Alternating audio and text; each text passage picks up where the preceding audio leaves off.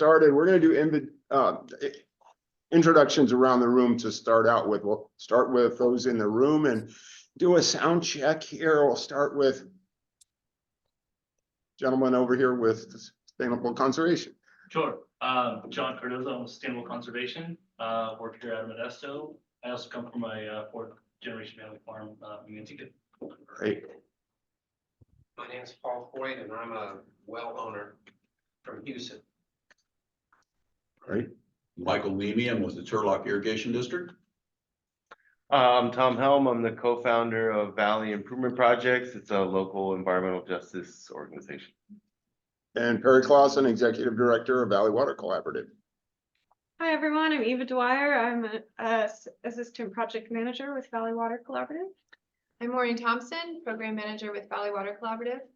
My name is Ezra Clausen. I am the Outreach Associate with Valley Water Collaborative. And continuing with staff, Monica. Hi, everyone. I'm also an Assistant Program Manager with Valley Water Collaborative. And Jesus. Hello, I'm Jesus, Assistant Outreach Manager with Valley Water Collaborative. And we'll make an announcement in a minute, but Jesus and Monica are going to tag team on doing our translation today. So we'll make that announcement here after we do the other introductions. Jake. Hi, everyone. I'm a researcher at Santa Clara University and also work with California Legal Assistance on anything dealing with nitrate contamination. Welcome. For some reason, hang on, everybody, my tricky, nice, high-tech speaker is not working. Let me do something real quick here.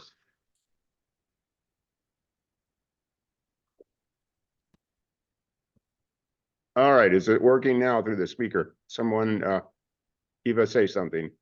Oh no, Eva's in our room. Sorry, that doesn't work. Jesus, sound out a bit if you would. Yeah, hello. Is that speaker working? Yeah, it's working good. Okay, and Mr. Stuart Frey. I see an I, but Hi, I'm Iris Stewart Fry. I'm a professor at Santa Clara University. thank you. Carl. Carl Longley. I'm a Dean Emeritus, Professor Emeritus at Fresno State. I'm currently working at Fresno State with the Center for Irrigation Technology on what else? On salinity. A couple of projects. One of them may be of interest to you folks is being funded by the National Alliance for Water Information, and it is focused on determining what best technologies can be funded by Department of Energy to better address problems in the San Joaquin Valley with salinity and other water issues for that matter. Well, thanks for joining us, Carl. Sarah. Hi, Sarah Reuter. I am a new hydrologist / water quality specialist for sustainable conservation. Good. And Paul. Hi, I'm Paul Souza with Western United Dairies. Thanks, Paul. And Jackie. Hi, I'm Jackie Takeda, and I'm one of the consultants with GEI Consultants assisting Valley Water Collaborative. Welcome, Jackie. Richard. And likewise with Jackie, I'm with GEI Consultants assisting Valley Water Collaborative. Thanks, Richard. Welcome, Jose. Hello, I'm a water resources analyst with MID. Jose, your last name? Sorry, it's McGarra. I'll update it. Okay, thanks. And Deborah. Deborah Dunn, Executive Officer for the Kings Water Alliance. Welcome, Deborah. And Barbara. Hi, I'm Barb Dalgish. I'm a geologist, hydrogeologist, part of the technical team assisting Valley Water Collaborative. Thank you. And John. Good afternoon, everyone. John Mauder, Senior Water Resources Analyst from Modesto Irrigation District. Welcome, John. And Laura. Hi, this is Laura Placencia, with Valley Improvement Projects. Ken.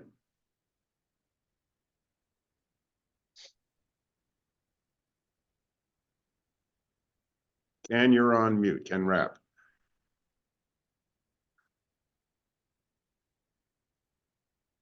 Okay, we'll come back to Ken. Mary Hamilton. Hi, Perry. It's Mary. I'm just listening in. I'm from the Central Coast Water Board and just very curious about all the work that you all are doing. Well, welcome, Mary. Ken, are you available to introduce yourself?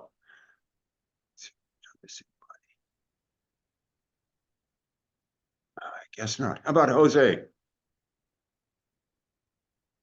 I think, oh wait.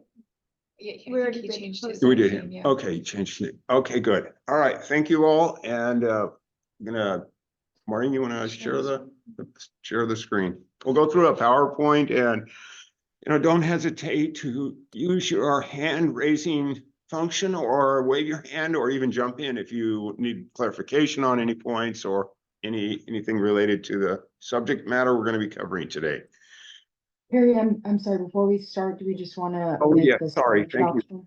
Thank you. Is it going to be you or Jesus? Please do the introduction or act on the Spanish translation function and how to access that. So it'll be Jesus to start. I can just give a brief overview for those of you listening in. We do have Spanish interpretation available. You'll be using the interpretation button on the bottom. So now I'll introduce Jesus Nunez. He is going to be our Spanish interpreter for the first half. Jesus, you can introduce yourself and give instructions for how to join that interpretation for those who are on right now. Hola, soy Jesús Núñez. A las personas interesadas en oír la presentación en una traducción en español, en un breve momento va a haber una opción para unirse al grupo que va a oír la presentación en español. Le pueden hacer clic al botón de Spanish para poder oír la presentación traducida en español. And a note for all our speakers to remember to speak slowly so that Jesus is able to translate and same to Monica as well. So I'm going to start the interpretation now.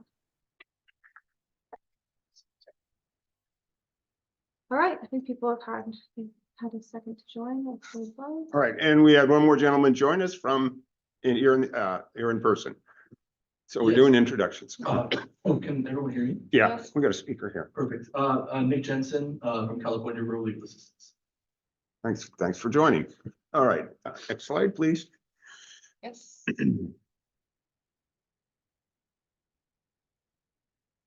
All right, so we've done the introductions. You met our consultants with GEI and Ludor Scalmanini that are going to be giving some presentations about the management zone implementation plan. I'll go through a brief overview for some of our new attendees and give you an overview of what we've been working on and what our organization is about. So here's a brief agenda. We didn't print one out and hand it out because it's pretty straightforward. As I mentioned, I'll give the introduction and then we'll have our consultant team talk about the long-term planning that's involved with the nitrate control program. Then I'm going to come back and talk about the initial focus areas where we are going to be and have started to do outreach to begin discussions on long-term solutions. And then we'll give you an update on our well testing and interim drinking water program and tell you about the results of the work we've been doing the last 3 years, and then come back and give an overview of the outreach activities that we've been doing, the staff have been doing in our region. So our translators you've seen are Jesus and Monica. Jesus, is that everything working okay from your side? Good. Okay. So we'll start out by just giving an overview of Valley Water Collaborative for those that are new to this, and it'll be brief. I know most of you have been in our meetings before, and Valley Water Collaborative was a nonprofit that was started at the beginning of the nitrate control program, and we are the administrative entity that manages the Modesto and Turlock groundwater basins. We've expanded. We're in the process of expanding. Come back to that in a minute. But you can see the mission of our organization is to implement these programs that enable local folks on domestic wells to have safe drinking water supply. And then overall, because of our membership and mandates in the nitrate control program, to try to enhance the quality of groundwater used as drinking water here in our groundwater basins for of course, the residents that are accessing that water through their wells. So we have a board of directors that represents the permit holders of the nitrate control program. We have 12 on individuals that are on our board, 3 that come from irrigated agriculture, 3 from the food processor winery industries, 2 from dairy, 1 from poultry, and then 3 from cities. Our membership consists of, in those entities, the Irrigated Lands Coalition that's in that operates in Modesto Turlock Basin, East San Joaquin, Water Quality Coalition. Then we have the dairy industry represented by the Central Valley Representative Monitoring. I always stumble on this. CBDRMP. CBDRMP. The Dairy Collaborative Monitoring Program represents the dairy industry, although we have a number of dairies that are members as individuals. Then we have the cities that you see listed on the side here. They are permit holders for waste discharge requirements for their wastewater treatment plants. So we have pretty much 100% participation of cities, except for the city of Turlock, which took an alternative pathway for compliance with the nitrate control program. And they are the only pathway A entity in our region that is currently permitted in Modesto Turlock basins. So go to the next slide. So the nitrate control program had first priority 1 basins, which were the basins that had the highest level and the biggest problems with nitrate. Those included Modesto, Turlock, and these are DWR designated groundwater basins. Modesto, Turlock, Chowchilla, Kings, which is a Fresno area, then Cahuilla, which is roughly the Visalia area, and then the Tule, which is around Porterville, south of Visalia. So the priority 2 basins are the other basins that are from Sacramento Valley to Kern County that are called priority 2 basins. They recently, in December, received a notice to comply to participate in the management zone, or prepare management zones to manage the nitrate control program. And the basins you see listed here, Merced, Delta Mendota, and East San Joaquin, have chosen to join Valley Water, join in that they are using our administrative management capabilities for them to comply with the nitrate control program. So they're starting the activities, just real quick on the priority 2 basins, they're starting the activities we began 3 years ago, writing their first preliminary management zone proposal, and then beginning well testing and bottled water delivery in 2025. Okay. So just a real overview of our activities in the last 3 years, and we're going to have a more detailed presentation on this information here at the end by staff. We have, since we started well testing, over 1,000 applications, 1,212 so far. We have tested 456 wells for nitrates and other contaminants. And the other contaminants, we can talk about in a minute. It's we have received funding from SAFER, a state water board program, to test for other contaminants. We have went back to our initial well tested residences to ask if they wanted to take this additional testing. Some did not. So that's why you see the discrepancy there. 456 wells is a grand total, 218 decided just to do nitrate only. And then we have 513 households in the 2 basins that are receiving bottled water at this point. And again, year 3 of the SAFER grant support. All of these will come back in more detail. But that's just kind of a glance of what we're doing, what we've done last 3 years. So the main subject of this meeting is going to be the management zone implementation plan. Richard Meyerhoff will explain that plan that we submitted to the regional board in September. And so, Richard, I'll hand the microphone over to you. All right, thank you, Perry. Can everybody hear me? Yes. Very good. All right. All right. So in this next segment, I will give an overview of kind of the key big picture elements of the managed zone implementation plan, as well as provide direction if you wish to dig further, because they are substantial documents. And so we can give you the highlights today. And if you're interested in any particular element, we'll encourage you to dig deeper by actually looking at the documents themselves. So I'm going to give the big picture overview of how the program is structured, and then we'll turn it back to Perry, who will talk about initiation of a key part of this program, which is working in the initial focus areas, which is part of the long-term drinking water program. So this is just a quick map of how we got to where we are today. The development management zones has been a fairly long process, and it goes back to 2020 with the notice to comply with the nitrate control program, which is part of the regional water board's basin plan. And that plan was adopted earlier, but the notices to comply for what are called Priority 1 subbasins, which includes the Modesto and Turlock areas, was issued on May 29th of 2020. And that notice to comply went to all permitted dischargers that hold a permit in the Central Valley Water Board region on that date. Then, without getting into details, there were choices to be made by permitted dischargers, but a select group, and as Perry said, really most dischargers within these two subbasins chose to become part of the management zones that were in development and are represented then in the first submittal, which is the preliminary management zone proposal, which was a submittal to the regional board as the first deliverable in March 8th of 2021. Purpose of that document was to tell the board we do plan to set up management zones, and here's our proposal of how we intend to do that and who's planning to participate and the like. Included in that was a key document called the Early Action Plan. So that it was what initiated the well testing program, the providing free bottled water program, all these different elements to provide safe drinking water to local residents was initiated through that Early Action Plan. And it began implementation in May of 2021, as Perry said, almost 3 years ago.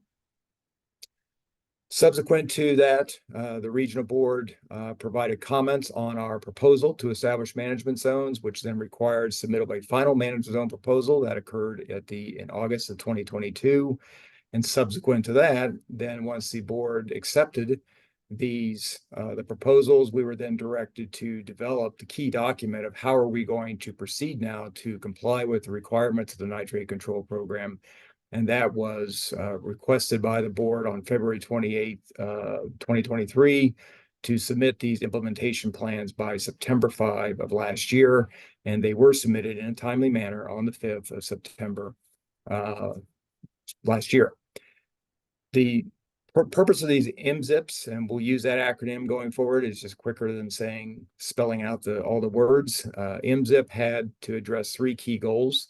These are part of the nitrate control program as part of the regulatory program. The first is to ensure safe drinking water supply. And so we'll talk a little more about that in a minute. Goal 2 was to address nitrate loading, which is the whole point of the nitrate control program. That is to reduce nitrate loading. When we say loading, these are from permitted dischargers, so that these ongoing discharges do not cause or contribute to exceedances of water quality objectives or what is used to assess compliance with what is safe in groundwater. Last, and goal number 3 is to restore nitrate water quality in groundwater where reasonable, feasible, and practicable. Those are key words as part of that goal. Next slide.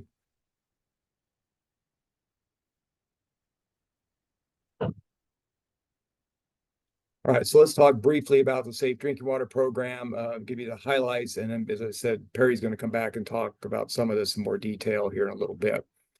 As I noted before, way back in 2021, the Early Action Plan was submitted to the regional board as part of the preliminary management zone proposal.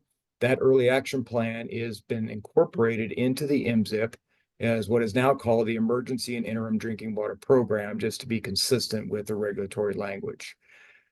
In doing so, the program has just literally continued. All we did was incorporate what is already working And we will continue to implement that program in Modesto subbasin as well as the Turlock subbasin as the MZIP is implemented. This program, of course, is where we have our outreach to our community and local residents, domestic well testing opportunities, so residents can ask to have their wells tested. And of course, if the well has water that's considered unsafe, the opportunity to receive free bottled water delivery. And again, more information will be provided on the status of those programs here in a little bit. The MZIP also addressed the other key component of what is required in the MZIP, and that is how are we going to develop long-term solutions to the drinking water concern. It's not just enough to provide bottled water, but what are we going to do over the long term to ensure everyone has a safe drinking water supply? To do that, we developed an approach where we will stepwise work through different areas of the management zones to what we're calling initial focus areas for the first round. And these are identified areas that where we're going to focus our outreach to work with the local community, to work with the stakeholders, to see how can we best facilitate the process of identifying solutions, and then how can we select what's best for that area, working with the stakeholders, and how can we then get that program implemented to make sure that in those areas no longer have to be concerned about drinking water from, say, a contaminated well. They will be actually have available a long-term drinking water solution, have safe water into the future. Within the Modesto management zone, there are 3 initial focus areas that have been identified, and in the Turlock, there are 5. Perry will talk about where those are in just a moment. The MZIP includes, again, this is where your deep dive, if you're interested, the MZIP includes detailed work plans that provide the milestones and schedule for implementing the work that's required under the MZIP for each of these initial focus areas, and then the process to go forward past those. So once we've worked through these initial areas, then what's the process then to identify new areas to continue the work of the MZIP to identify long-term solutions. While we've submitted our MZIP in September and the regional board is still working through their process to review and discuss the content of those, the management zone has already begun work within initial focus areas with the initial contacts, organizing, having outreach events to start this process to begin the work that's important in each of these areas. Next slide.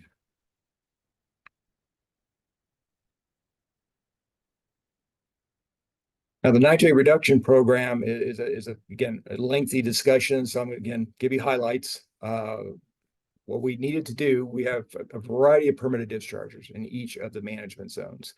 And they are various sectors, is what we call them. So listed in the little inset on the right are the key sectors of permitted dischargers, where we took the universe of participants and then categorize them into these 5 areas. So we're talking about the growers that are permitted to discharge under the irrigated lands program, so irrigated agriculture.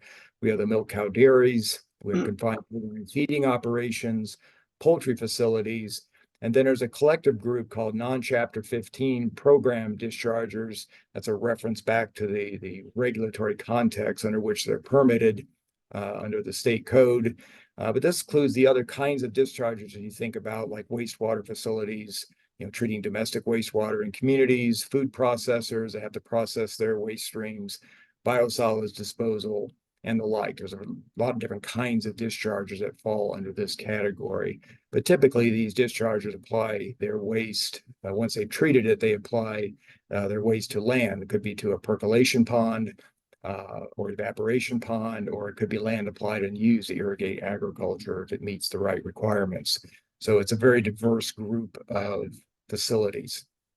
The MZIP establishes different programs to comply with the overall goals of the nitrate control program, and they are unique to each of these sectors. Also, I do want to mention that in case you're interested, there are other management zones. So there's the Kings Water Alliance, there's the Kauai Water Foundation, there's the Tule Basin, there's also the Chowchilla Management Zone. Each of these other areas which have their own MZIPs for their areas, there was a lot of coordination amongst all the management zones in developing the nitrate reduction program that's applicable, say, to growers under irrigated agriculture or to dairies under the dairy portion. And this was done purposefully to provide synergy, to make sure growers in one area are working through the same sets of activities to comply as other areas. So that's particularly important when you're dealing with technology. So we're applying the same technologies across the area equally as part of the implementation. The MZIP includes, first of all, a specific set of nitrate reduction goals, and these are also called milestones. The milestone language comes from the regulation, and there's specific dates for certain activities to be completed by to move towards this goal of no longer causing or contributing to exceedances of nitrate water quality objective. For each of the milestones, there's a set of interim milestones or activities is more common where we might use, which are the very specific activities by specified dates that each of the sectors is to complete over the long term so that they do achieve this goal as required by the program. And again, I'm not going to go through each of these sectors today. That would take probably at least 30 minutes. And so again, I encourage you, if you're interested in a specific sector, to take a look at the program that's in the MZIP. Next slide. Now the MZIP, we've talked about safe drinking water. We just talked about the nitrate reduction program, but there are other requirements in the nitrate control program regulations. And we've kind of hit the highlights here. There's a need to, so these are also included in MZIP as components of the program, and some of these have their own schedules associated with the implementation. So we have overall coordination. How are the management zone going to coordinate within the management zone itself, working with other, the dischargers, keeping everybody coordinated, as well as coordinate with the other management zones. As I said, for a sector-based approach, growers in Modesto and Turlock will be working in the same direction as growers in, say, the Kings area, so that there's coordination occurring across the landscape. There is the restoration program, which is required to address nitrate control program 3. And so we have provided a program to implement that over time to address that component. Surveillance and monitoring programs required. And so this one has been set up to be coordinated with other monitoring programs that are already occurring within the Central Valley region. We also have a implementation schedule and milestones specific to developing a long-term compliance assessment program, which is kind of a basis over time to be able to see how are we doing, or is water quality improving over time, and are we making the progress that we expected. Lastly, of course, as any regulatory program, there is a significant reporting component, and let's talk about that on the next slide. So the way we structured reporting so that there's always an ability to find out where are we, how are we doing with the implementation of the MZIP. First, there will be annual reports. The first one, which may be somewhat limited because it'll only be the first year, but it's stated in the MZIP, will be submitted by end of March of 2025. Each annual report will include a status update on what's going on in the emergency interim program, as we said, used to be called the early action plan. How's the well testing going? How's the bottled water delivery going? There's also a report out on what's the status of the work in each of the initial focus areas. And there's also a status report of what are the various sectors doing to be implementing the various interim milestones or activities that are part of their sectors under the nitrate reduction program. Then there's a regulatory requirement for every 5 years, there needs to be a demonstration of significant progress that you are working towards the goals of the overall nitrate control program. So each 5-year report is anticipated to include first the annual report. So it'll be pulled into that 5-year report. So that same information will be included in the 5-year report. Then there will also again be sector specific reports on the implementation of nitrate reduction activities. And again, if you go to the MZIP itself, there are specific things that need to be done by years. And this will be our 5-year report to show that we are keeping up with those requirements. And then other activities that I mentioned, like surveillance and monitoring, compliance assessment, things that are part of the MZIP, they will be reported on as well. Finally, there is we call it a 10-year report, but it's really just another 5-year report but it does have an extra component because every 10 years, the regulation requires, as shown in the bottom bullet there, an assessment, or we might just call it a reassessment of sector-related best management practices and treatment technologies. What's the state of the art right now in terms of managing nitrate in different kinds of industries? Are people doing what's best? And that assessment is planned to occur every 10 years. Again, that's required by the regulation itself. Next slide. So from a timeline, and now we're kind of pulling back here a little more of a short-term timeline just to kind of summarize where we are. The kind of light colored bar 2023, we submitted the MZIP in September. The regional board did what was called a completeness to review. It's not an adequacy review. It's a completeness to say that, okay, the regulation requires these components. Does the MZIP include those elements? Those letters of completeness were sent out November 20th last year. And then the regional board also held a formal public comment period, so provided opportunity for entities to submit comments to the regional board on the MZIPs. And that period ended on December 22nd. And that during that comment period, the regional board held a public workshop on December 7th to also take public comment and discuss the content of the MZIPs. Now we're into 2024, the green bar. The board recently, here a few weeks ago, put out a notice of a regional board public hearing. They put out the notice on February 28th. The hearing itself will occur on April 19th in Fresno. It is a public meeting, or public hearing. It's open to the public, is what I wanted to say. It's at the Fresno office of the regional board. People are encouraged to attend. There'll also be hybrid capabilities, so you can attend it online as well. And during this will be, my understanding at this time, this will be an all-day meeting to talk about, again, the content and to present it to the board itself, the board members, and to give them an opportunity to discuss the content of the MZIPs. After that, the regional board will do what it needs to do to keep the process moving forward to facilitate implementation. The MZIPs themselves are documents, or planning documents. They're not self-implementing documents. The primary method of implementation will be through the permits. Remember that the management zone is made up of a lot of dischargers that have opted to participate in the management zone. Each one holds a regional board permit to operate, and the regional board will be implementing the MZIP through those permits. So there will be a process that they will be implementing over time to modify permits to incorporate MZIP requirements. So for example, irrigated agriculture operates under a general order. Those general orders are anticipated to be modified to incorporate MZIP requirements. While all this goes on, the Valley Water Collaborative is already initiating startup. The initial focus areas work has already been begun. Perry's going to talk about that in a second.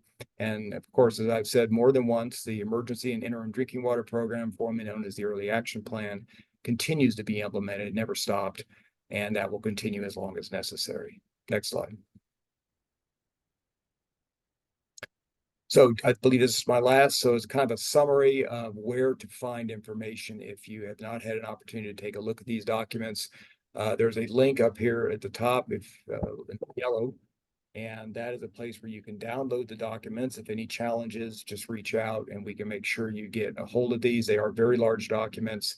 They're broken into two big parts. There is a main document, a main body document, and then there's a document of appendices.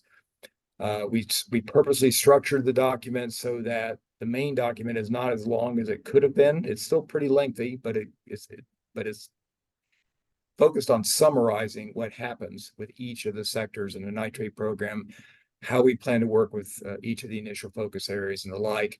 But a lot of the details, like specific schedules and for sectors or work plans and the like, are found in the appendices. So for the three key areas I talked about today, the emergency and interim drinking water program, which again was the early action plan, we effectively have just pulled in that whole plan into the MZIP. It is now section 3. And so you're welcome to take a look at that. The long-term drinking water program is section 4 of the MZIP. There are two key appendices. One is the identification of the initial focus areas. If you're curious how the approach, how that was done, details are there. And then the work plan, which is a required element of the MZIP, is how are you going to execute the program and facilitate long-term solutions. That is the appendix LT2 as noted there. The nitrate reduction program has many appendices. I've given you the key list here. This is the actual programs that apply to each of the sectors. So if you're a grower, you would want to take a look at irrigated agriculture. If you're a dairy, the dairy facility and the like. But there are other related appendices that talk about how analyses were done during the MZIP process. And those certainly, you can take a look at those. And I think that was my last slide, Perry. Yes. Any questions from the audience? Either live or on Zoom? Sure, go ahead. So yeah, just a question, I guess involving timelines, and maybe we'll come more to this later.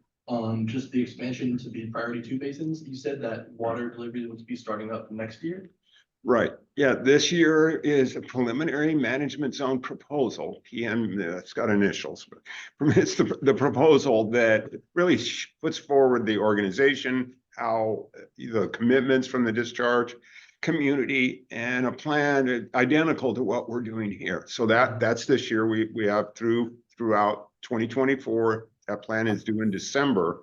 And then the early action plan kicks in within, Richard, help me. Usually 2 months, within 60 days of submittal of the PMZP in December. So by the end of February, unless the regional board objects or has a comment, the early action plan is required to be implemented.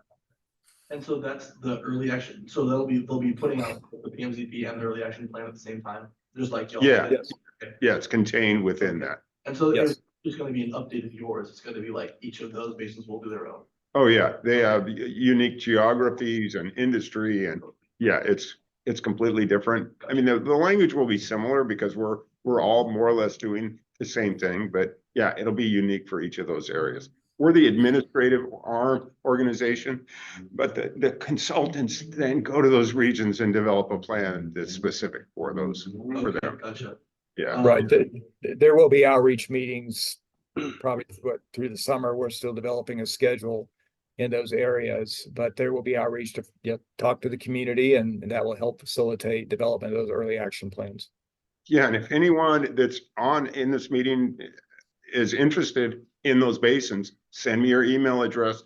We'll add you to the list, and any meeting announcements we'll send to you. Great. Yeah, thank you. Yeah. We have a quick question on Zoom, hand raised, Iris. Go ahead, Iris. Yeah, thank you. You mentioned some additional surveillance and monitoring programs. Can you talk a little bit more about those? Who's conducting them? What is being collected, and when and how would these data be available? Well, the surveillance monitoring program, and I think Barb Dalgish is on here and she can jump in as necessary, is built on the existing monitoring programs that are already occurring through the various programs. For example, irrigated agriculture program has a monitoring program.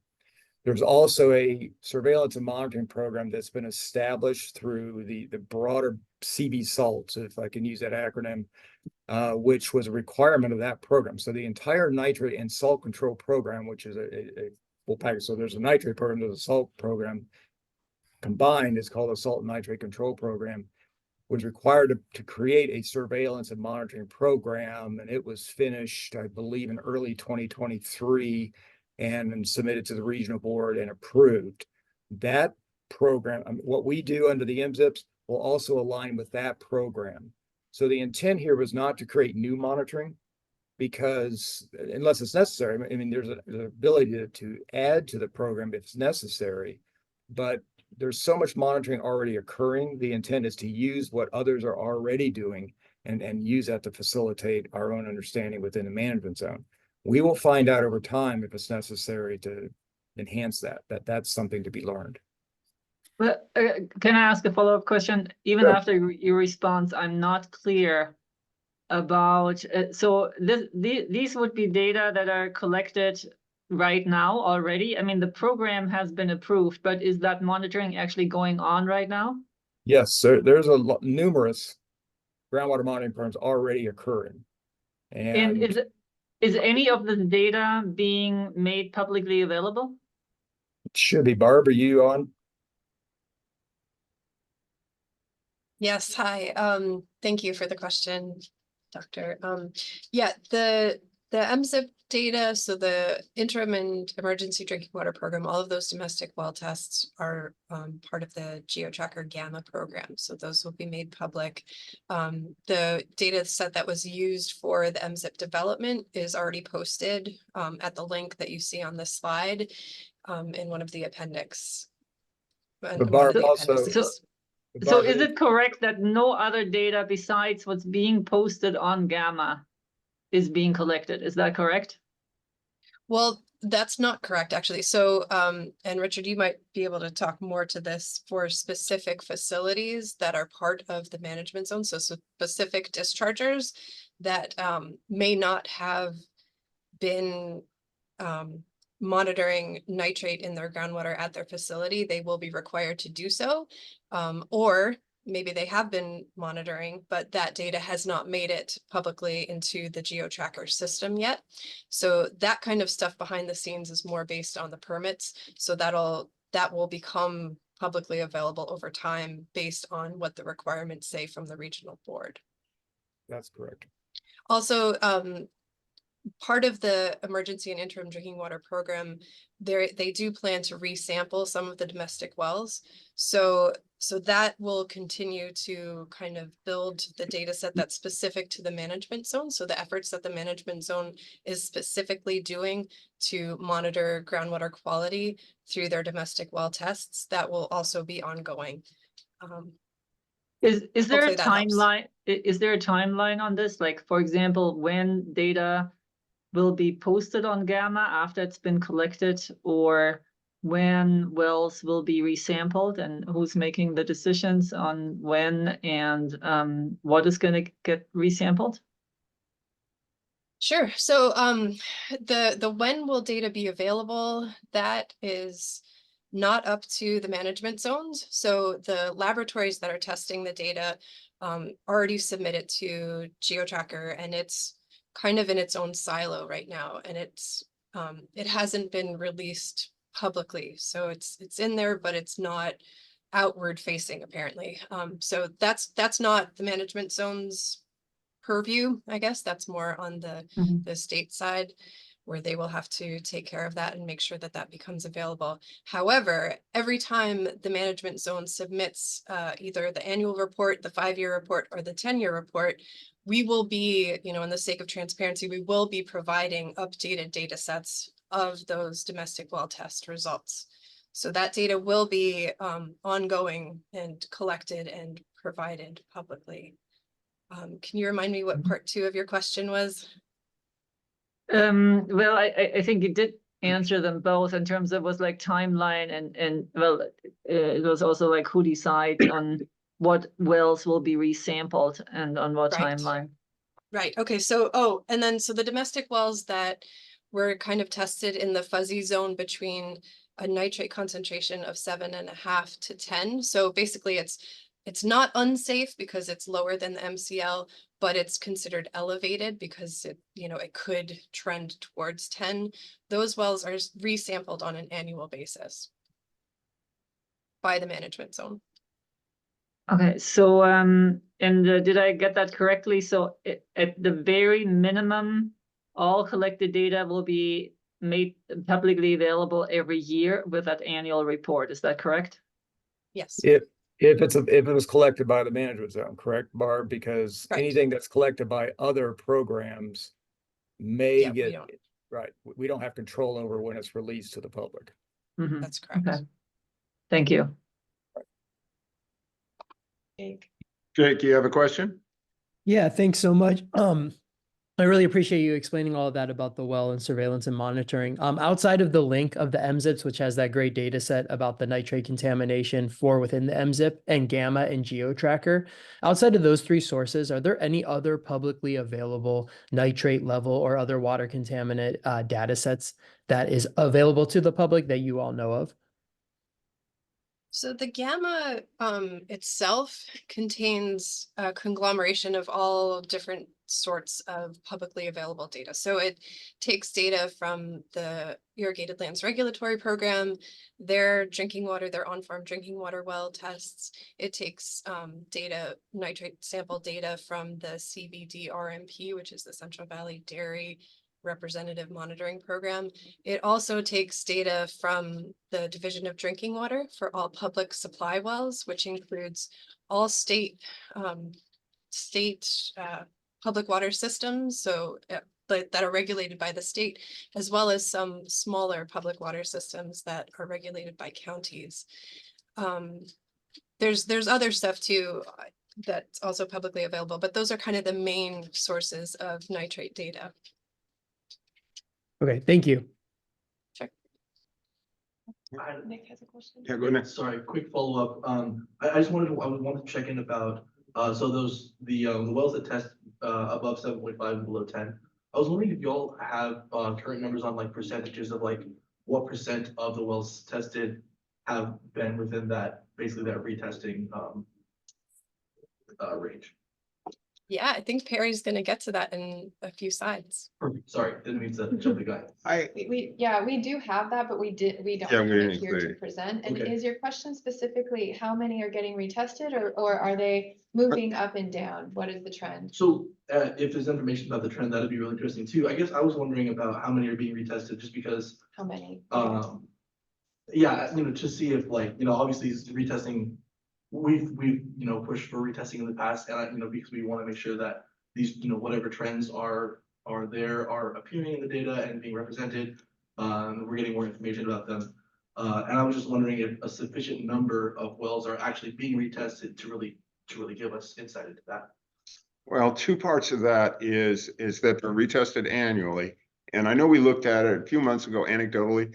It was somewhere up and somewhere down. There wasn't a consistent trend. And we haven't really done a deep dive into that.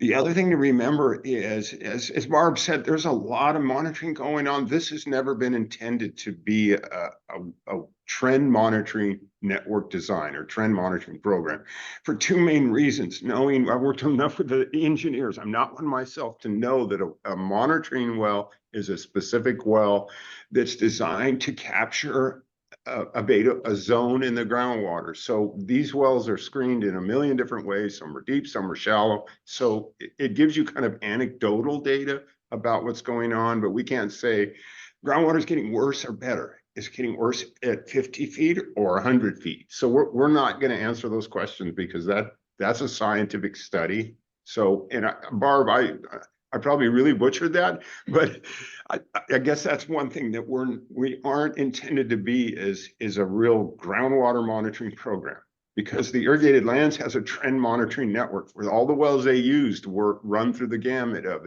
we got to know this, the well draw depth and the sealing level, all sorts of information. This is not that type of program. So Barb, please. Yeah, no, I'll add on to that. Thanks, Perry. Also the US Geological Survey has an ambient program of monitoring the whole state of California. So their version of Gamma, they do look at trends on a 5-year and 3-year basis. So they sample for much more than just nitrate, and they will have more information about what's going on in the trend world, as well as that ILRP program, the groundwater quality trend monitoring. Yeah, and the dairy program as well. Iris has another question. Go ahead, Iris.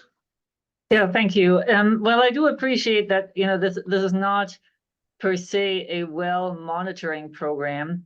Your charge is to provide safe water, for safe drinking water for people. So a baseline is to establish what concentrations are in places where drinking water is being extracted.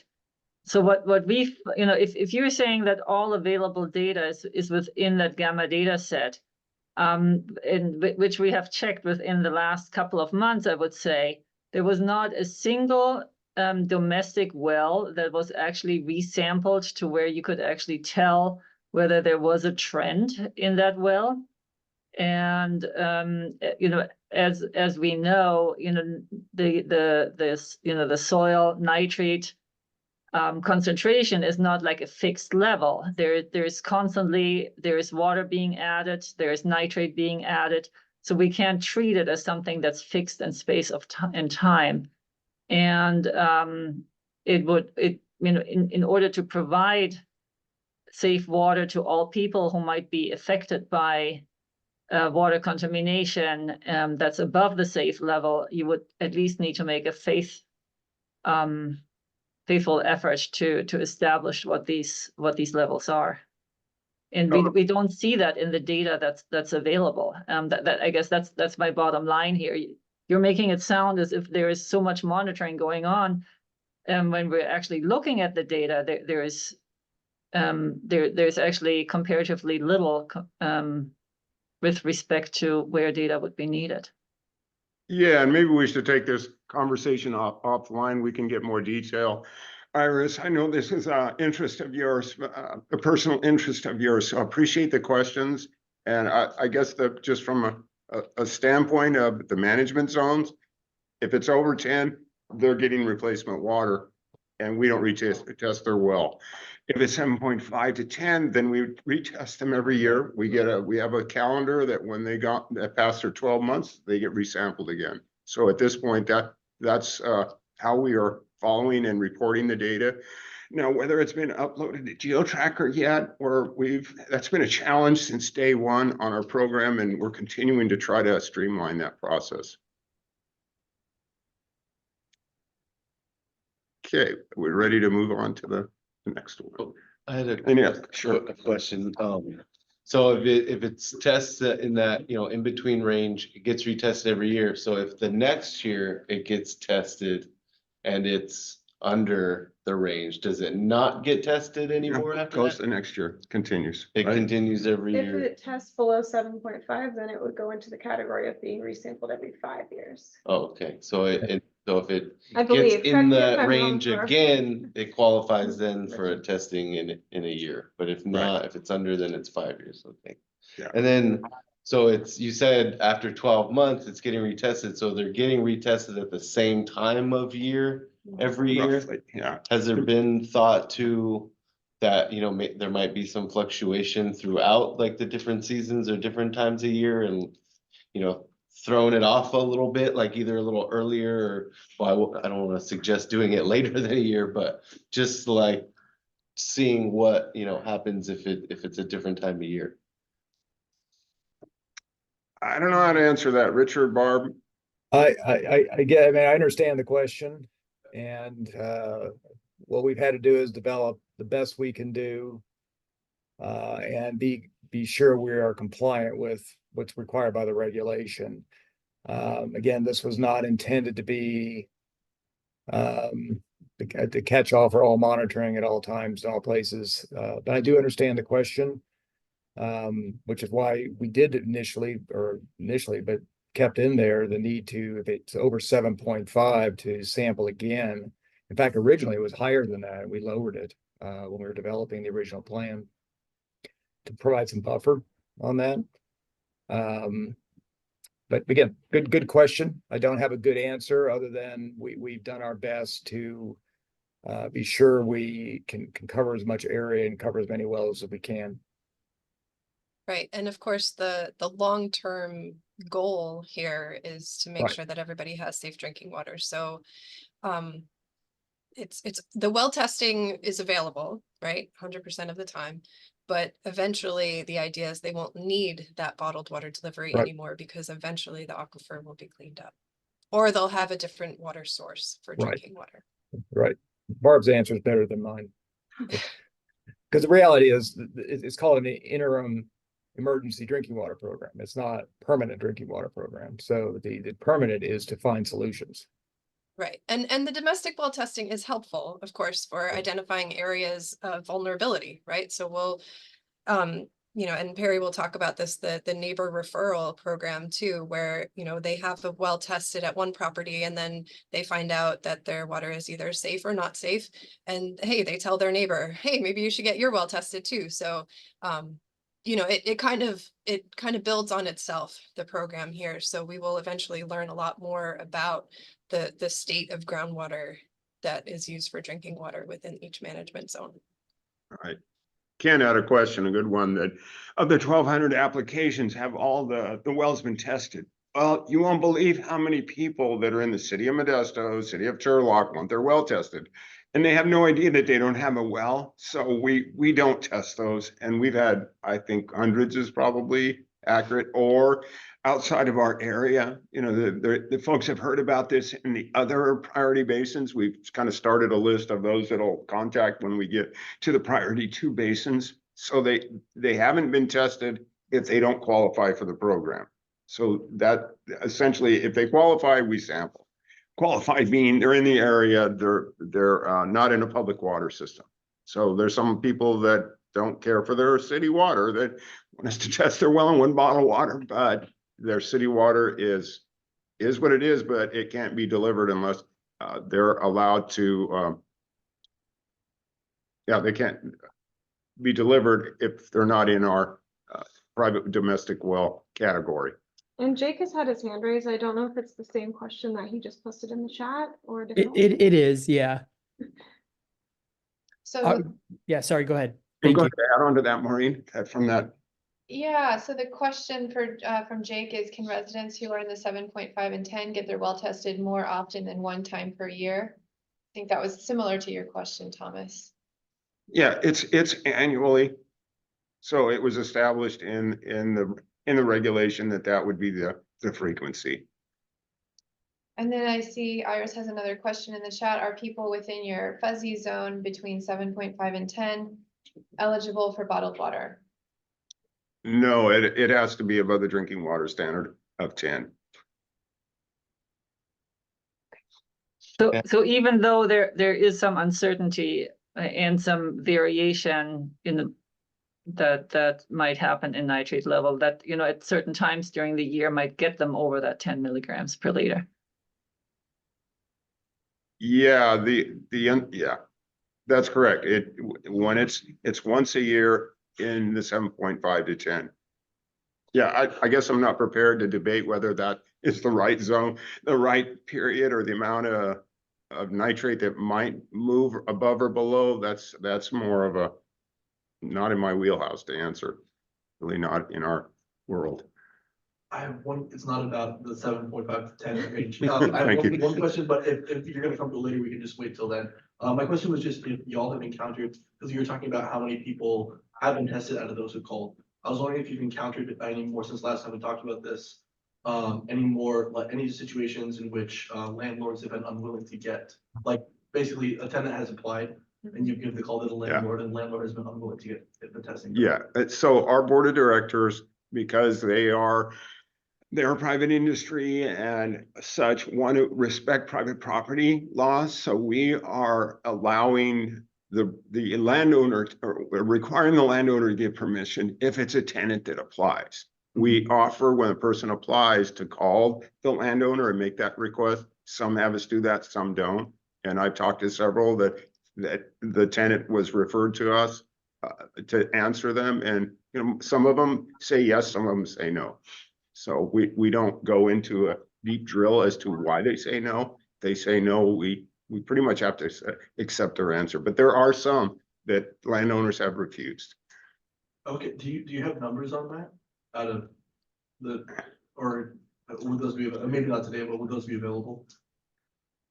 Yeah, and actually I have to say, I don't recall that many at all saying no. So I do want to look at the numbers. We do call if they were, there's a section on the application that says, do you want us to call or would you like to contact your landowner? And so we just do whatever they'd like. And so it's a conversation that we have with them. But yeah, I'll, you know, those numbers can be made available, you know, if it's approved. Yeah. Yeah, that, you know, obviously that's been a concern of ours for a while. And, you know, there are other, we don't need to get into it, but there are other barriers to tenants being willing to even like ask the landlord, or maybe deterrence of just that requirement in general. But just even within the parameters of the system that y'all have been working with, it would be great to get that information just to see how that's turning out. And if there's any patterns in that data as well in terms of anything else known about the tenants or like locations or areas or anything like that?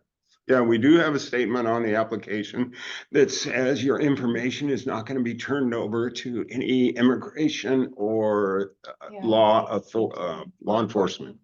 Yeah, so we tell them that upfront, whether it's tenant or landowner or otherwise. Yeah, that's definitely good. Yeah, it's really discouraging to us for people to come back with a no answer, because we try as best we can. Our mandate is to test all these wells, but we also respect private property rights. And I don't know what we would do, frankly, with someone landowner that says, I don't want to test it on my tenant. We have no leverage. We don't want it either. That becomes a law enforcement type of activity, or a water board or otherwise. So we're not in that position, or nor do we want to be, actually. We do our best, put it that way. All right, any others? I'm not. I don't see any other questions right now. Anyone else? Anyone else in the room? All right, let's talk about our. Do you have one? Sure, go ahead. Okay, well, the everything I've heard is like big testing is like, where are the nitrates, where are they moving to and given bottled water, but besides, the other side of it is preventing it. So you've got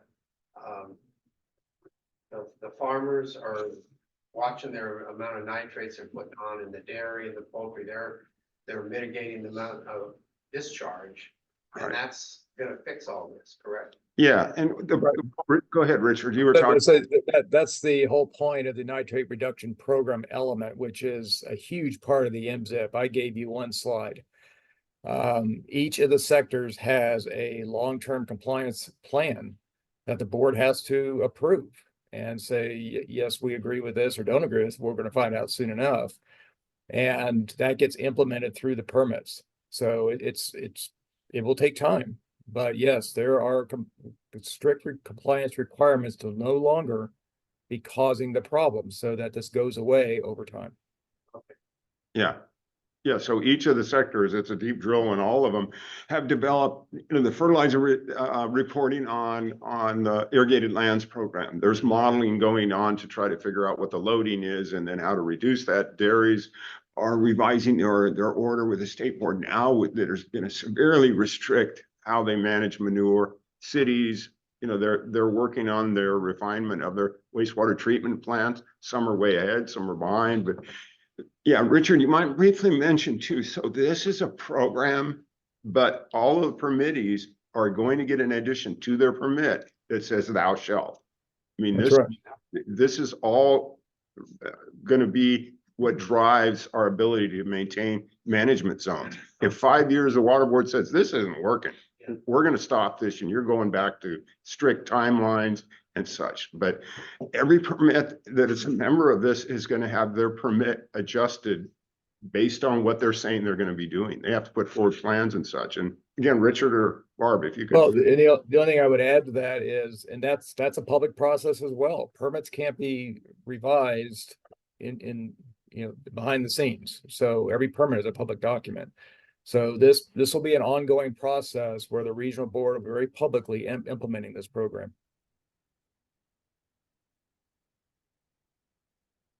So the one last thing I'll say on that, MZIPs are not self-implementing. So we've created a plan to move forward, but the regional board obviously is a significant, I'll call them a partner in this, because they have the authority to implement through permits. So right. All right. You on Zoom don't have this. I'm going to be giving a handout, so it will help a little bit explain what we're doing in the initial focus area. So I'll go to the next slide.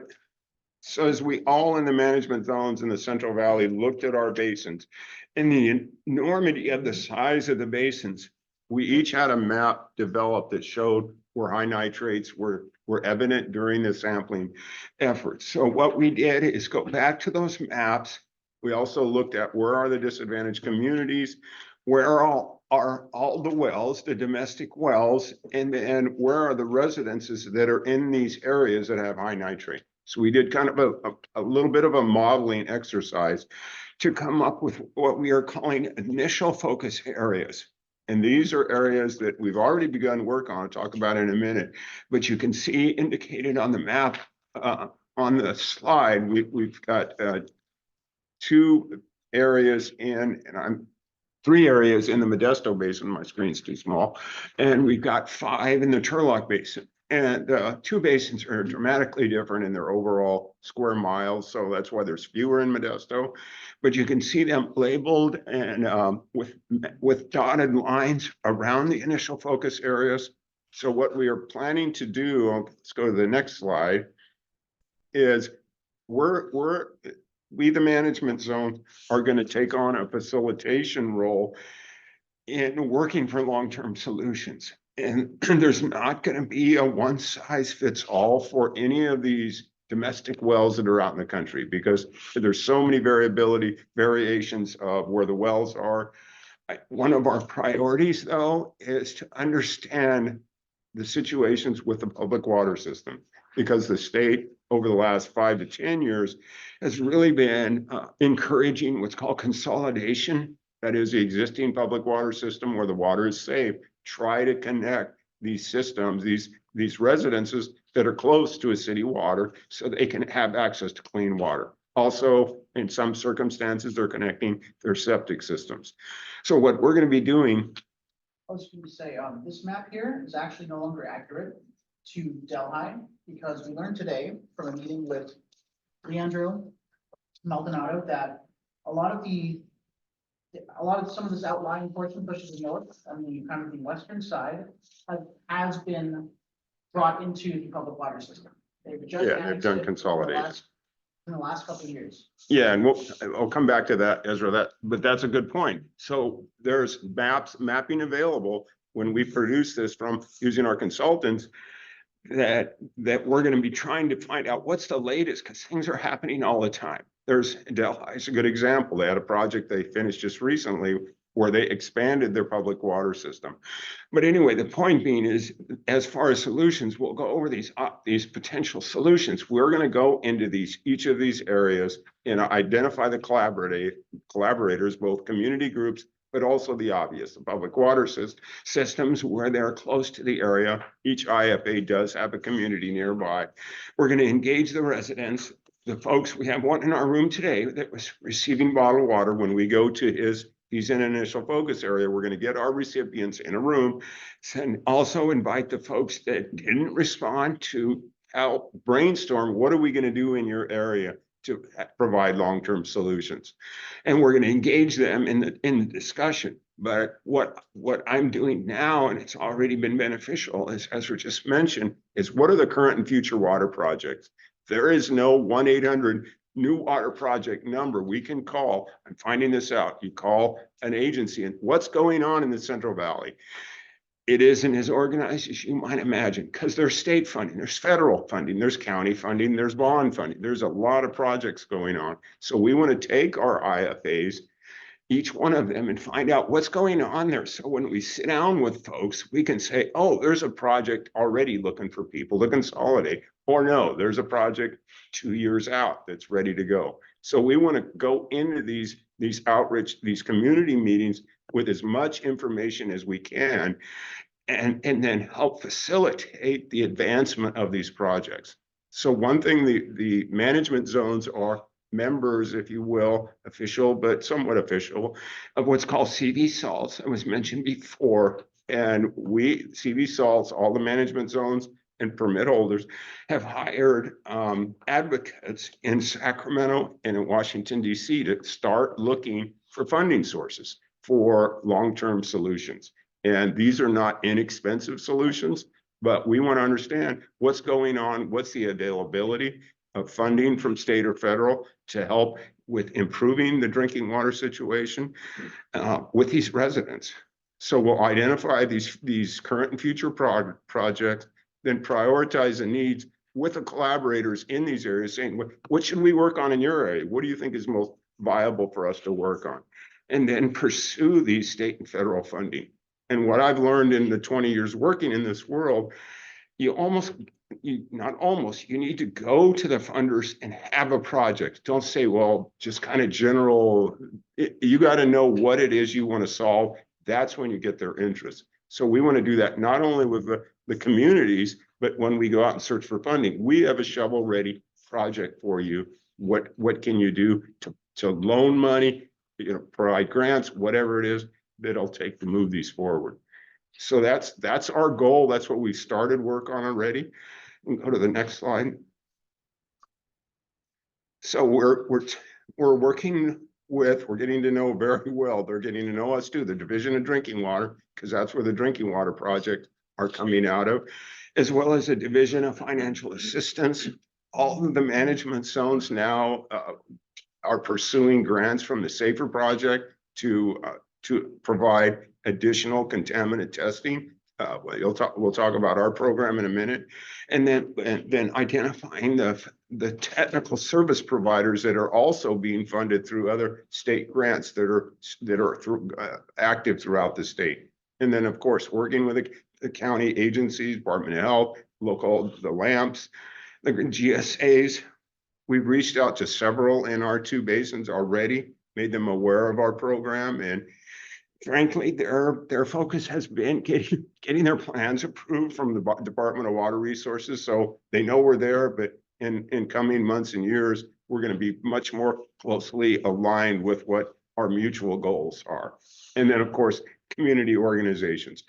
Some of these IFAs have very active local groups, others have none. So we're gonna have a range of things, groups that we'll be working with, as well as the folks that we have on our mailing list, which are those with private wells in those areas. All right, next slide. So just give you an idea of what we've been doing in some of these areas for the Hillmar area, our collaborators that we've worked on.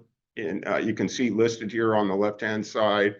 And we've been very pleased to see what the kind of help that they're offering. All of them are willing and have been helping us hand out our program flyers, helping us with contacting residents that they know have wells, applicants, referring applicants, helping them fill out the application, using advertising our programs on their social media. And this facility today is a result of us going around as we're meeting these folks and asking if we can use our community center. So we're going to be having more of these public meetings. And then when they have their public events, offering places for us to have tabling and other promotion of the program. So you can see a list on the right-hand side. We're doing a lot of flyer posting on businesses, yard signs, which we're doing legally. We put them on our board members' properties or farmers. You can't just put a roadside out. The county does not like that. It's really actually illegal for most of the candidate signs you see, but we go out and get permission. And that's one, another way we try to get outreach on our program. And yeah, we won't tell. We're not enforcers. We just were informed when our sites were being torn down that you can't do this. So anyway, we have a lot of farmers that are and dairymen that are helping us out that have these rural intersections. And then we've also done a resource fair over in the Ceres area and can plan on continuing to do these kind of activities, especially in the initial focus areas. Okay, next slide. So what the folks in the room got handed out is the publication that we're going to be refining. This is draft. We got a lot of work to do, but we want to go into the rooms with these meetings, with these folks. First page is going to have a map, an up-to-date map of where the public water system is. And you're going to see dots on the map of where we're seeing wells with exceedances. We're also going to try to show local landmarks, but also the rough boundary. I mean, we had to pick a boundary somewhere. We're not going to say, oh no, you're not in the shaded area, you're not in the IFA. But these are rough boundaries that we started out with to identify where our efforts are going to start. And then on the second page, what is initial focus area? What we are asking folks to participate in, and then list the agencies, state agencies, local entities, what our timelines are. And then each of these IFAs, we're gonna have a little profile of what information we have gathered from that area. And then on the right-hand side, we're gonna really have a detailed map of where we haven't, this is a draft again, but we're gonna have red, yellow, and green dots. So any place we've sampled a well, somebody's gonna be able to look on here and see, oh, I'm in an area, wow, there's a lot of red dots. And they're not in our program yet, they hopefully will be convinced to participate. And then on the last page, we'll have just an overview of what a management zone is and, you know, what our general responsibilities are in the phases of our project. So I know it's kind of just foisted it on you, but if you can look at this and have any suggestions, when you think about having a meeting that's in your area, if there's things that we should add that would be useful to folks. I think there's a lot of us that still like paper. They can read it on their phone, of course, but some of us gray-haired guys like paper and don't have to charge the battery up. And so anyway, we're gonna do these and keep them very work in progress. We're not gonna print 5,000 of them. We're gonna print 20 for this meeting. We change it for the next meeting, it's gonna be updated.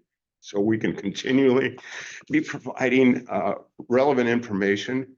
Eventually too, we're planning on adding another 4 pages. We're still considering that, and maybe of some of the data that we've been collecting to give those that are into that sort of thing a better idea of what's going on with water quality. So this was kind of an overview of the outreach effort that we're going to be using.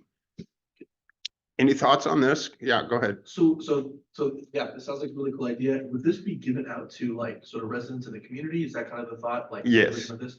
Yeah. Definitely. So this is really cool. I love the graphics. I love having the map and like all of those details. I feel like having like kind of an FAQ or sort of like just a very like a plain words kind of like really just basic explanation upfront about like what exactly you're doing, like kind of what, even a really quick water nitrates kind of situation. Just to really situate people is really helpful, and just really like just short, you know, just nothing too long, but just really kind of put that up really upfront. Yeah, good suggestion. A lot of, you know, using a lot of these, yeah, like I'm just saying like stuff that I feel like people might be like, if I look at this and say, I don't exactly know what I'm looking at yet. Right. So yeah. Yeah, and I totally understand the reading length of the majority of the population now is very short. Headlines, grabby, short, and FAQ type thing. So yeah, that's the goal. Is if we overloaded it more, this is pretty loaded with text, frankly. It's a lot of information on there. So we're trying to keep it as succinct as we possibly can. Yeah. Yeah, I'm looking thanks. forward to Good. seeing future iterations of this too. Yeah, thanks. And we'll have this customized for all 9 of the 8, all 8 of our initial focus areas. Are you gonna have some Spanish language? Yes, yeah, I should have mentioned it. Yeah, we'll have it in English and Spanish. Iris has her hand raised again and also put a comment. Okay. Yeah, it's very similar, but I wanted to add that I really like the transparency that's provided by these. I think that's a great idea. Thinking of, people who may not daily interact with maps, or also people that have visual impairments. I do think that there is stuff that could be done with like discerning different areas more clearly using colors, and also providing a better legend, because right now it's like light brown and a little darker light brown, and it would be maybe hard for people to understand what the different zones are that they're looking at. Yeah, these maps are definitely a work in progress. It really wasn't ready for prime time, but I figured I'll bring it anyway, and we'll see what folks think. But no, 100% agree. We'll be totally understood. Just because you were asking for feedback, that's something will come from mind. Yeah, the maps are a little tough to read if you, and the key is, yeah, good suggestion. Was there another one? No, I don't think so. Okay, so what are the long-term solutions? This is a schematic out of the MZIP. And when we think about long-term solutions, it's really going to be, I use an old term that I use in farming, a toolbox approach. What tool am I going to need to fix this broken part? And when you look at what these residents are facing, there's a lot of different things that we can do. First, on the top, we have the initial focus areas of our flow chart. And then we're going to be doing our outreach that would include all the things seen here, the workshops, public meetings, roundtable discussions, trying to get a sense of what people are thinking through all types of surveys.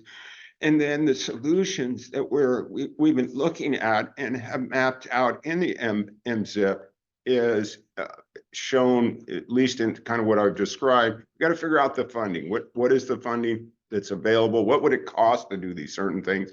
What's funding that's available? What would need to be raised?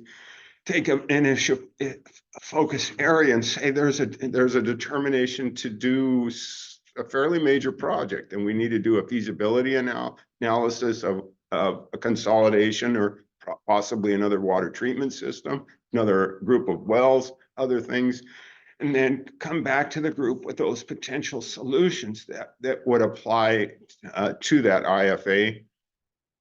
And then other management zone areas are going to be doing similar type of activities that you see on the right-hand side. Let's go down to the next slide that are similar to this main diagram. But as far as the actual solutions themselves, to start on the clock to go to 1 to 3 o'clock here, these are the things that we're doing now. 1 to about 4 o'clock, the bottled water starting on the side, drinking water fill stations. I'll talk about that in a minute, where we've identified a site for a fill station in the Turlock Basin. We'll continue to look at that, but also point of use, point of entry. We've had a few hurdles in our first look at point of use systems, in particular that the testing has revealed that we have widespread bacteria contamination in our wells and our domestic wells that really throws a wrench into a POU system. Wrench being that any kind of bacteria will foul a POU system pretty quickly, which either requires frequent change of the filter, or if it's not done frequent enough, it can contribute to buildup of that bacteria and reintroducing it into the water system. So you can sanitize your well, and we talked to many experts in this world. You can sanitize the well, but the reason it was contaminated was something's getting in there. How is this contamination getting in the water? You got a leak on your pipe? Do you have a poorly sealed well? What's going on around that wellhead? Is there bacteria being introduced? So we have stayed with the bottled water for now. We're looking into UV treatment as being an option for a POU. Point of entry, we've already had a couple of systems installed related to the safer sampling that discovered 123 TCP in the water, where a POE point of entry is the only viable treatment. But then when you look at the other long-term solution is long-term solutions across the bottom is maybe small scale reverse osmosis or pilot POE systems, meaning maybe there are several residents nearby that could have a small treatment system that enables the series of houses to have access to that treatment. Also doing more of these drinking water refill stations. They've been used successfully down in southern San Joaquin Valley. And then as far as a long-term on-treatment is, and these are out a distance that are going to take feasibility and probably CEQA and other things, but still things to look at, is optimizing when there's multiple systems, physical consolidation, which we've talked about, to an existing public water system, and then alternative water sources. One of those projects that we're connecting with is taking the Tuolumne River water and putting it in the drinking water system of Turlock, where they've expanded their ability to consolidate. So that's somewhat of an alternative source. We also have a pilot program now with a source water system, which essentially takes high humidity out of the air, condenses it into drinking water. And we have a system that's been out for 2 years now that works great.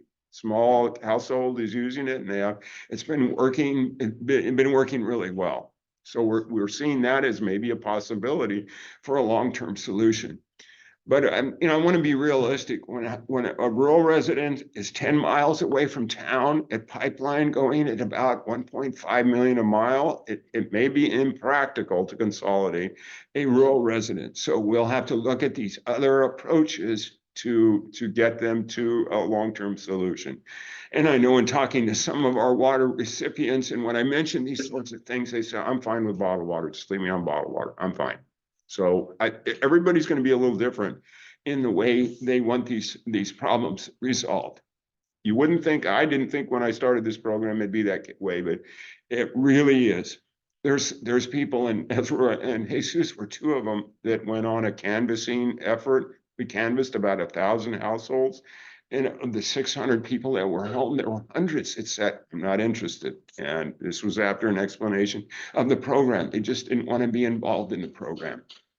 So we've got a lot of discussions and efforts in front of us to figure out what these long-term solutions are going to be. So next slide. And this is a look at some of the refill station, water fill stations that are installed in the Kings and Kauai Basin. And they're very simple. They look like what you see with the pay kiosks, except they're free. And the way these are maintained is they're put together in a professional manner. They're cleaned on a regular basis. The water that is treated or water that's used is either treated through the public water system and that's how these have been. I've seen some though that are out that have RO in the facility, RO and carbon filtration. So the way we proceed with ours, we're still trying to determine at this point. So next slide, I think we're. Yeah, and Perry, we're at 4:30 right now, which is when we were supposed to end. But I obviously I think we want to keep going, but I just wanted to bring it to everyone's attention. Yeah, we had a lot of good questions. So you folks can hang with us, okay? I think we have the room. We have to have it rearranged and everything by 5 at the latest. So we Okay. need to end by probably. Yeah, and we're getting to our last section. Staff's going to give an update on the program, the application process. So I'll turn it over to you all. Okay, great. So yeah, we're just going to give an update on the program. And we determined that there are around 3,500 wells above 7.5 milligrams per liter and representing a population of over 81,000 individuals. And here's an update on our application stats. As you can see here, we've received over 1,200 applications so far. 225 of those were not eligible, as we discussed earlier. So far, 674 of those have been sent to Geoanalytical, our lab, for sampling. And after receiving the results, 513 of those are receiving bottled water with 8 on treatment systems. And then at the bottom here, you can see the results for nitrate so far. We have 68% over 10 milligrams a liter, 8% in that 7 to 10 range, which are retested annually, and then 20% under 7.5 milligrams per liter. And then here's a map, which is just kind of a visual representation of what was on the last slide. On the left are the applicants, and then I know it's a little hard to see with the size of the pin drops here, but on the right are our bottled water recipients in the Modesto and Turlock management zones. Yeah, and describe our database just a bit here. Yeah, this is taken from our database called MMS, which allows us to have all the data for our applicants, as well as have everything, everyone is a pinpoint on a map as well. And then here is, I apologize for how wordy this slide is, but here is a little view at our application process. The first step is the resident applies for the program, either by filling out the application on our website or by giving us a call, and we can do the application with them over the phone. If they're eligible for testing, Geoanalytical gives them a call to schedule the well test, and then Geoanalytical sends the results to us, and we send them to the resident either by email or mail, just depending on their preference. And this includes a letter that is specific to what exceedances they have in their water and an explanation of what options are available to them through our program. And we also have, we include a guide for professional domestic well owners a PDF file of information on bottled water delivery, including instructions on who to contact if they need to make changes or increase or decrease the amount of water, which is also provided on our website. And then information about the contaminants based on the results. And we're working with the State Water Board currently to make some more infographics about all the contaminants we're testing for within our program. And then along with that letter, they'll find out if they qualify for bottled water. And if they do qualify, they'll start receiving those deliveries right away. And it's delivered in the quantity and bottle size requested by the resident. We offer 1, 3, and 5 gallon containers. Next slide, please. And then here are just some examples of the information that residents may receive with their well test results. The guide for private domestic well owners. Above that in blue is the infographic we have for nitrate, which gives more instructions on what is safe and what is not safe to do with their water. On the left is a technical fact sheet that we include with those who have 1, 2, 3 TCP. And then above that is a little snippet of the PDF file that we send with information about Ready Refresh deliveries. Next slide. Yeah, so we received a SAFER grant in 2022 in which we not only test for nitrate, but also test for other contaminants. This grant will end in 2025. The cost sharing agreement differs for each activity that we do within the program. So for well testing, SAFER pays 100% for other contaminants, as you can imagine. And then for replacement water, they pay half of the bottled water delivery if the resident has nitrate plus other contaminants found in the well, in addition to being in a disadvantaged community or a low income. For other activities in the program, SAFER does reimburse for different based on the task that we're doing. In this last year, we've noticed, since the beginning of testing, we found that uranium is the most common contaminant at 49%, followed by 1, 2, 3 TCP. I believe we already mentioned this, but planning to install POU and POE systems for qualified applicants this coming year. So I want to pause here. Next, we're going to actually go into our outreach, but I want to transition our translators. So Jesus Nunez, thank you so much for translating. And Monica Quesada will begin translating the remainder of the presentation. If you'd like to join translation, click on the link below once Eva has reintegrated it into the program. And Jesus, if you can say that in Spanish. Se terminó la traducción, va a empezar de nuevo. Si desea oír la presentación traducida en español, por favor hágale clic en la opción de Spanish o español en su pantalla. And it should be going now. If you click the button, Monica should be providing interpretation services.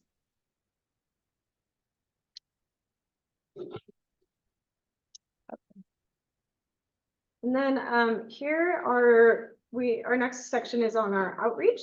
And we now have a question on our application that asks them how they heard about our program so we can get a better idea of what outreach efforts are working the best.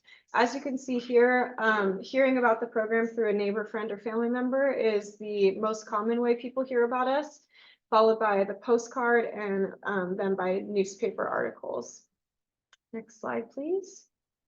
And then because we noticed this about our program, we wanted to incentivize people to refer more people. So we are now doing a water recipient referral program, which means we have sent out e-blasts to all our water recipients, letting them know that if they refer a neighbor or friend to Valley Water and then they qualify and get their well tested, they receive $50 in cash.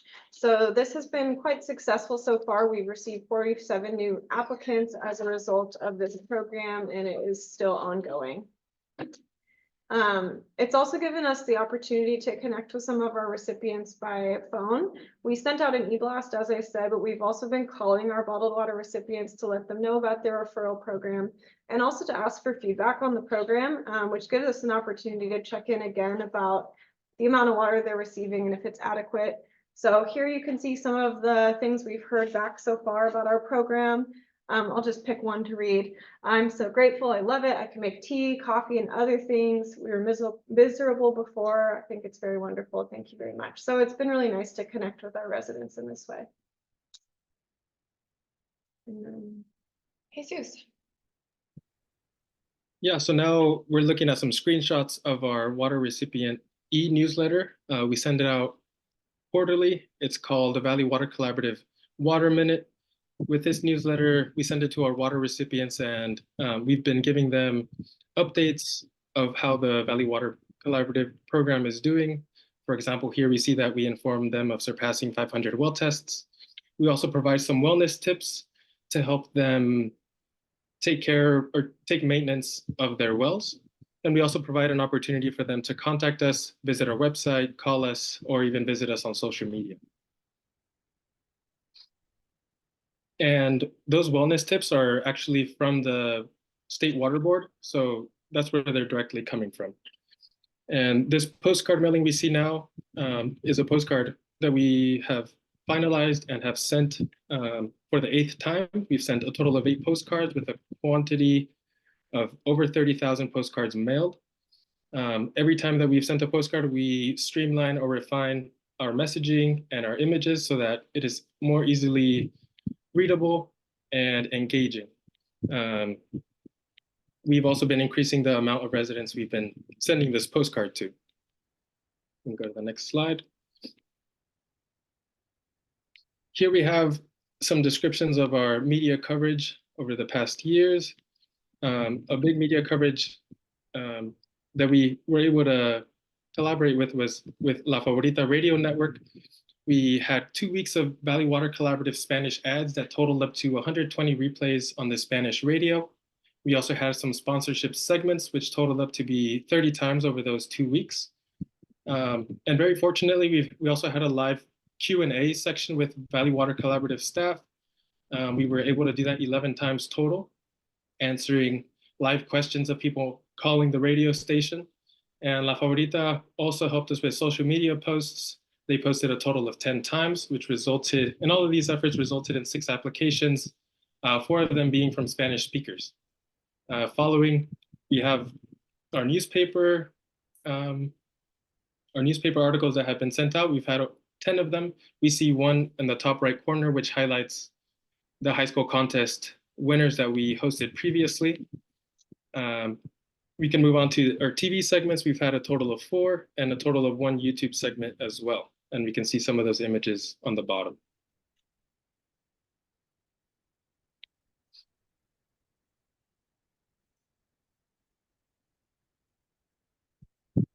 Yeah, oh, yes, hello. Something else we've been doing is sending out email blasts. All told, we've sent almost 500,000 of them. 50. 50. Sorry. I can't see they, all told, we've sent about 50,000 emails to all of our residents. And the topics include encouraging flyer distribution and also just word of mouth spreading of our program by our recipients. Encouraging students to participate in the high school display contests.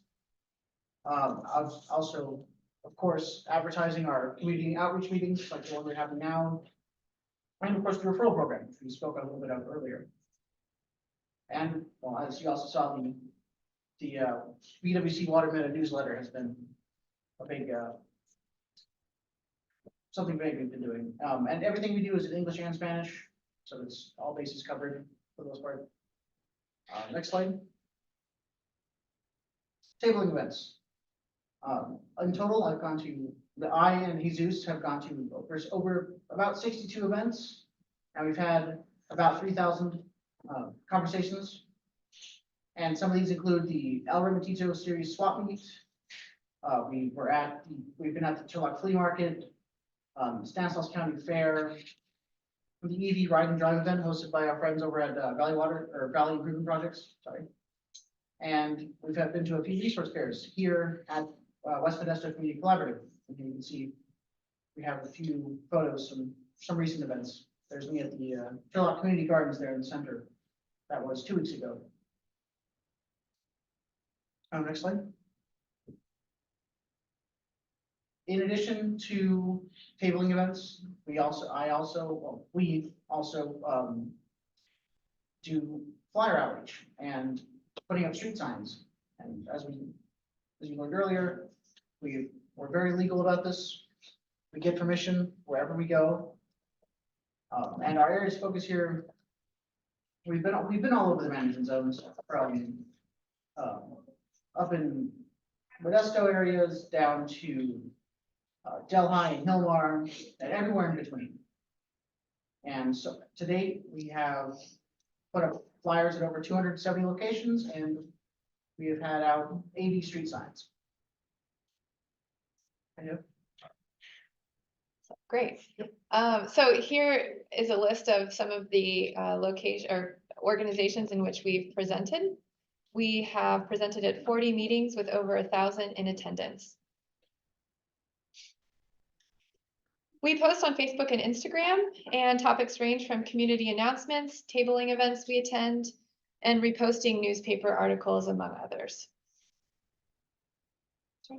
And something we used to do, which I'm a little sad that we don't anymore, but it was for good reason, was we did neighborhood canvassing. And just like with flyer outreach, we've been all over the management zones. And as you can see here, we canvassed over 1,000 homes in 32 days, obviously not back to back, but over the span of about 7 months. And we had 337 conversations, and over 2/3 of them actually were interested to some degree in our program. And out of this, we received 16 applications. And here we have a few pictures from those daring days. Yes. In May of 2023, we did a resource fair. We held a resource fair. It was full of games, music, food. We had 15 vendors, and it was a great opportunity to connect with other organizations in the area.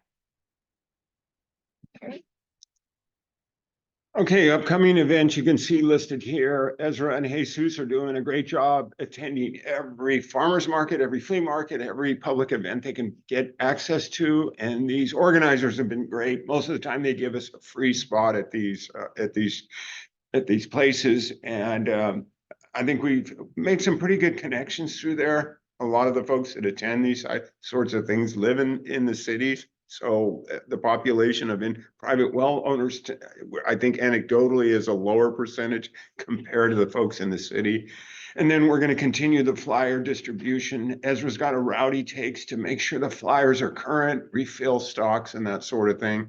And then we're now working with the East San Joaquin Water Coalition to notify those farmers who have a domestic well, if they have not been able to provide bottled water, if the well is exceeding, we're providing bottled water for that residence. We're also, as I talked about, these efforts in the initial focus areas are really ramping up and will continue that way. And we're always looking for collaborators, helping us organize meetings or give presentations at meetings, and also the municipal advisory councils, which all of our small communities hold on a monthly basis. I've talked to many of them many times, several times over the last 3 years, and we continue to give them updates on what the program is doing, in addition to our community quarterly newsletter. And this, as you see on the right, is our 10th meeting so far, and we plan to continue these. I expect after the regional board meeting that Richard mentioned in April, we'll see what the regional board and the public had to say about our process, and we'll continue to be holding these meetings. And as I mentioned earlier, if you're not on our email list or know somebody that's interested, please let us know and we'll make sure they get the invitations. And I think this is our second to last slide. We're always open for suggestions, ideas, and referrals. This, having a free well test and free bottled water is way harder than I would have ever imagined to get people to sign up for. And we're always looking for novel ways to attract folks to this program. Trust is a big thing. As you can see, I think we really hit it, that the recipients know us. They know we're not trying to sell Culligan water or parts. So that has been our best marketing tool. And we plan to continue to offer this, this referral program incentive to send applicants to us. So that's part of the follow-up on that is making phone calls to folks to say, did you see that? And, oh, I forgot. So yeah, remind them, please send us some referrals if you know someone who might be interested. And really quick, I just noticed there's actually a typo in our email address there. It's contact@valleywaterc.org. I put it in the chat, but just for those of you in the room.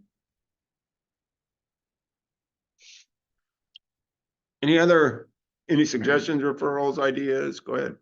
Well, first, I just want to say that all the things that y'all have been doing for outreach and the way that it's continued to build as y'all have gone, really fantastic. Just really, really, so many great ideas. Really excited to see everything you guys are doing. Thanks. The one thing I wanted to mention is that I noticed that, and maybe this was just omitted, maybe this was just an accidental omission, but in the IFA outreach, I noticed that it didn't mention anything about canvassing. And I saw the numbers for canvassing. I get the frustration of only getting 16 applications out of all those hours. I definitely understand that. I think in the context of the IFAs, especially since they're also in areas that are a little bit closer together, canvassing both might be a little bit more doable, and I think still could be, for the purpose of having people come out to meetings, indispensable. And so I would strongly recommend canvassing in the context of the IFA efforts, and I would also be more than happy, Rosa and I would be more than happy to help out with those efforts as well. I can kind of answer this. Yeah. So canvassing was paused before we kind of came up with the IFAs, but going back over the maps, Jesus and I, we did canvass quite a bit actually in what would later become IFAs. But since, there was no overlap between, when they were created and when we did this, I feel like some of the data and some of kind of the outreach impact may not have been so great.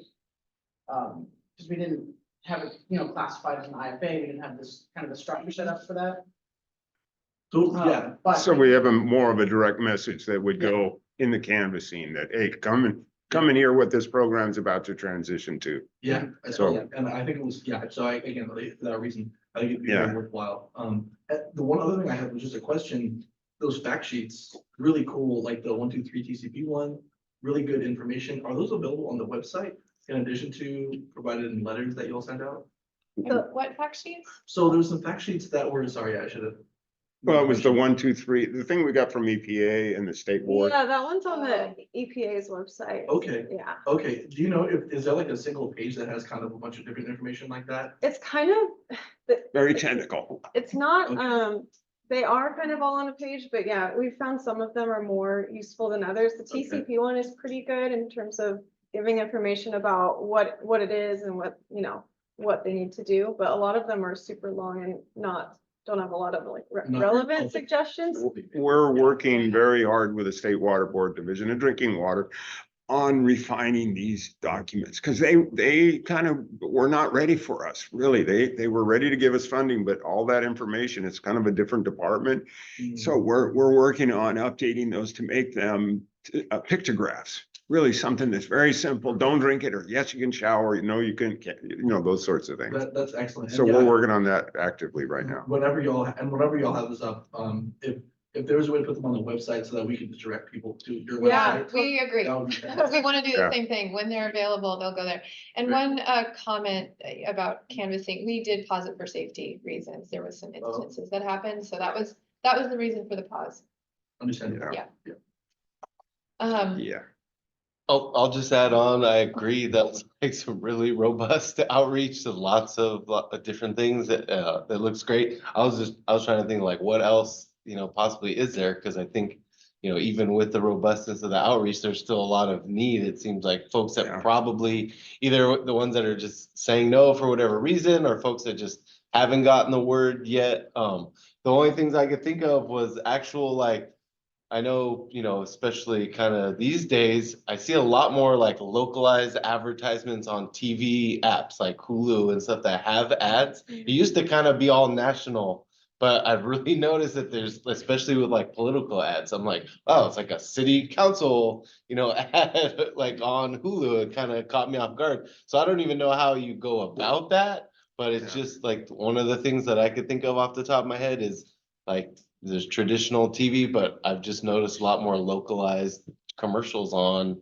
those types of programming. The other thing that I thought of was like a billboard maybe somewhere, one big billboard. I know you said you got a lot of the signs out. Just another thought. I was thinking of what you're saying, like, we can refer to the website. I saw something, I think it was a community water center, which is, you know, they're not really an EJ organization, but they're kind of, you know, trusted in the community. And I noticed that for one of the farther south basins, they actually had a whole page on their website giving information, pointing people towards the entity that's like Valley Water Collaborative, but down there. And I was kind of like wondering, oh, did they do that in partnership? Did they just do that to help get the word out? But the only other thing I can think of, like we're talking about kind of community trust, is like really partnering with some of these community-based organizations. If they have a website, like, I don't know the cost associated with this, just throwing out ideas, but like actually on their website, having a page that has the basic information and then links to your website, like, and then like partner, like events, like going to events that are being put on, that's good too, but like partnering with groups to have an event. So like folks that are used to that church or that organization, they see that they're putting it on. It might like bring a little bit more people in that are, you're right, like I get the solar panel people coming to my door like every week, right? And it's just like, after a while, you're just kind of like, no, like it's dinner time, not interested, like kind of thing. So yeah, I'm just trying to think of ways to break through that barrier. Yeah. Good, appreciate that. Yeah, sure, go ahead. How's your effort interacting with Sigma requirements? The meetings I've been to, I've had agenda items where I give them an overview of the program and they say, thank you, and how are we gonna pay for our consultant or our program?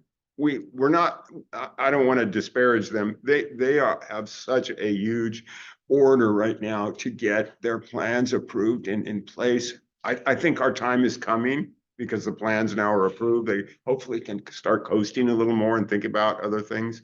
But we're reaching out. They know we're here, both Modesto and Turlock. There's 3 in Turlock, I think 2 in Modesto. 2 in Turlock, yeah. So they all know about us. In fact, I got invited to a meeting in April. But yeah, we're very interested in helping.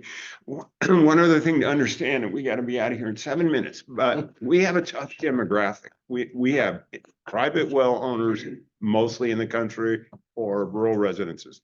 And if we could figure out a way, where do they all go to shop? Or what radio station do they all watch? It'd be a whole lot easier, but that's our challenge, is that very narrow demographic.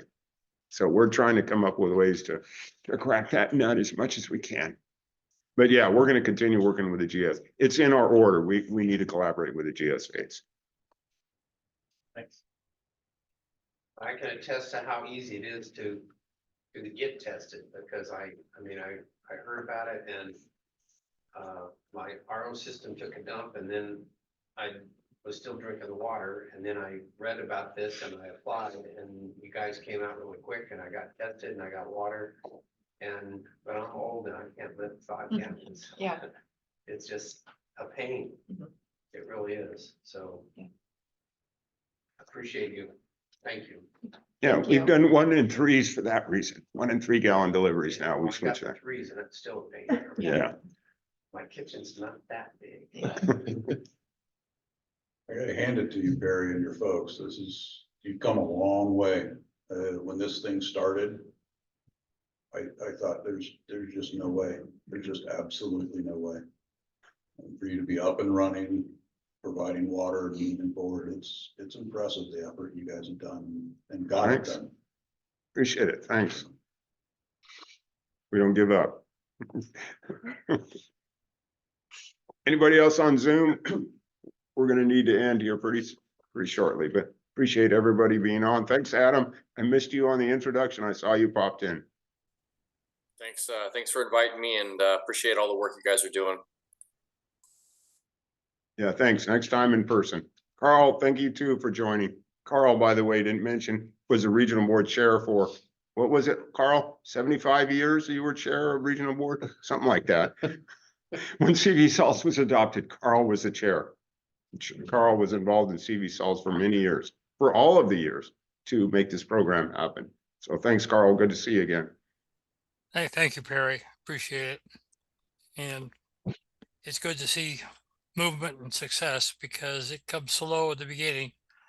I wasn't going to say it, but way back when getting CV salts off the ground, I needed some leadership from the community. I twisted Perry's arm and he reluctantly, but steadfastly took the challenge, and he's been taking the challenge ever since and making good things happen. Thanks, Carl. Well, we're gonna call it a meeting, so Yeah. thank you, everybody. As always, this will be posted on our website in Yes. the next few days or so. And if you have any other questions that come up, feel free to email us at the email address I put in the chat. Thank you. Next two.